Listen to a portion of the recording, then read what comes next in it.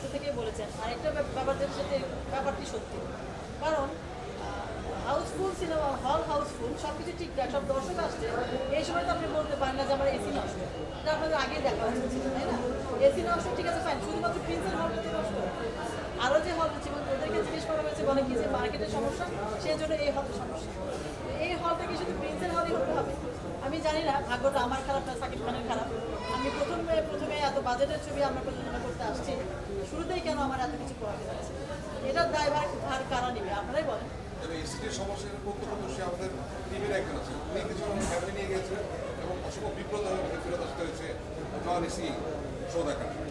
এটা আপনারা জানিয়েছেন কি হ্যাঁ, আমি একদম যখনই শুনছি আমিও কথা বলেছি, বলছি যে দেখছি পর্যন্ত শেষ, তারপর আর কোনো কথা নেই।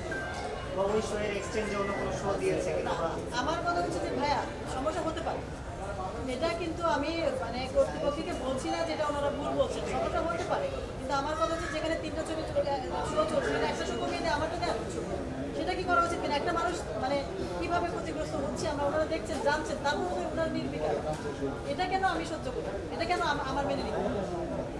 আমি আবারও বলছি, আমি অত্যন্ত বিনয়ের সাথে বলছি যে আমি শুরু থেকে এখনো পর্যন্ত পজিটিভলি ওনাদের ব্যাপারে আমার কোনো আক্ষেপ ছিল না, কোনো দোষ ছিল না, আমি কিন্তু ভেবেছি যে হয়তো আমারই দোষ। তারপরেও আমার কথা যে অনেকেই বলছেন যে সিন্ডিকেটের শিকার, অনেকে অনেকভাবে অনেক ধরনের কথা বলছেন, সিন্ডিকেট যদি হয় সেদিকে আমার জন্য সিন্ডিকেট, আমি কেন সেটা সহ্য করব? তবে আপু আমরা দর্শকের সাথে কথা